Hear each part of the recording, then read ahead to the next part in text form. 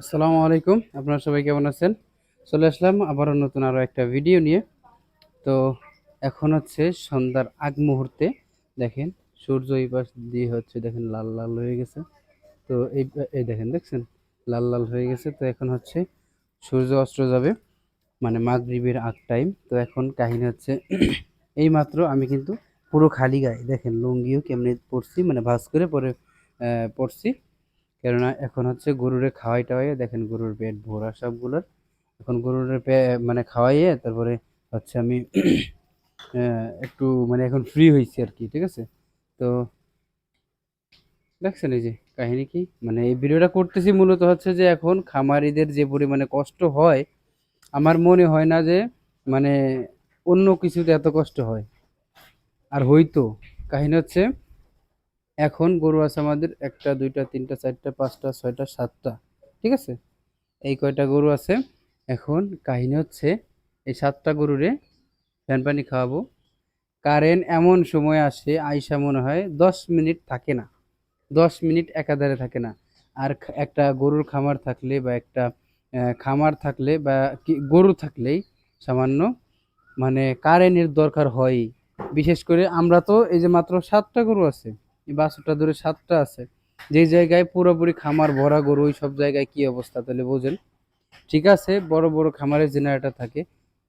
তো এরকম যদি অবস্থা দেশের হয় ভাই, যে পরিমাণে কষ্ট হয় বলার মতো না। মানে কারেন্ট এমন একটা সমস্যা বর্তমান সময়। তো এই দেখেন এই যে গরুগুলোরে খাওয়াইছি। তো আজকে এই কারণে কি করছি, এই দেখেন গরুগুলোরে খাওয়াইছি, সবগুলা খাওয়া শেষ।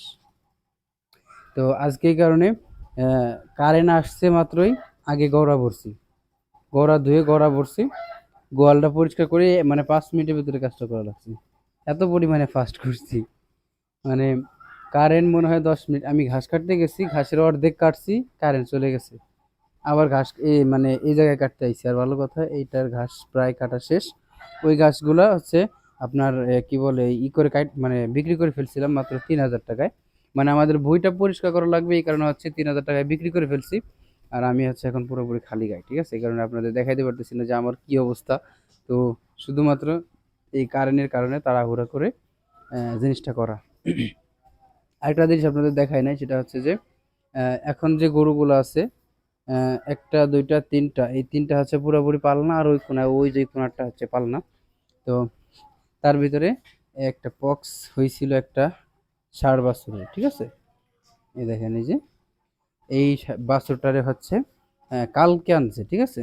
তো বাছুরটা ভাই সেই মানে দেখতে আমার কাছে খুবই ভালো লাগছে। তো এটা পালার জন্য নাকি আনছে। যদি মানে আমাদের এমন একটা জিনিস, ঠিক আছে, পালার সময় হয় না, তারপরেও বাছুরটা আনছে, দেখা যাক কি হয়। তো যাক, ভালো একটা বাছুর, ঠিক আছে, মানে বাছুরের মানে ঢক ভালো আছে, ঠিক আছে। তো দেখা যাক কি হয়। এই দেখেন নাক ডাবাই দিছে একেবারে, কালকে কিচ্ছুই খায় নাই, আজকে একটু খাইতেছে। আর ওই জায়গায় মানে বাইন্ধে দিছিলাম, ঘাসের বইতে বাইন্ধে দিছিলাম। আর এমনি ঘাস, কাটা ঘাস খাইতেছিল না। মানে বোঝেনি তো, হঠাৎ করে এক জায়গা থেকে আনছে, না খাওয়াটা স্বাভাবিক। তো এই হচ্ছে কিছু কাহিনী। ভাই খুব পরিমাণে কষ্ট হচ্ছে বর্তমান খামারিদের। আর এইগুলো সবই কিন্তু ঈদের কালেকশন, কোরবানির ঈদের কালেকশন। এই জিনিসটা আপনাদের বলতে ভুলে গেছি, এই সবগুলো হচ্ছে কোরবানির ঈদের কালেকশন। তো গরুগুলা কেমন হইলো অবশ্যই কমেন্ট বক্সে জানাবেন। আর কোন গরুটা কত হয় আমি আলাদাভাবে এক সময় ভিডিও করে দেখাই দিব।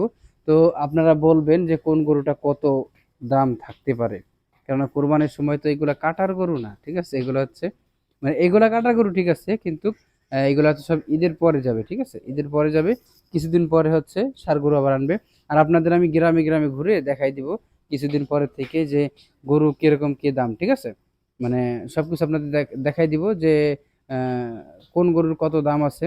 আর কেউ যদি কিনতে চান অবশ্যই আমি সেরকম ভাবে যোগাযোগ করে দেবো মানুষের সাথে। তো আজকের মধ্যে পর্যন্তই, ভালো থাকবেন, দেখা হচ্ছে আবার খুব তাড়াতাড়ি। ভিডিও বেশিটা লং করবো না।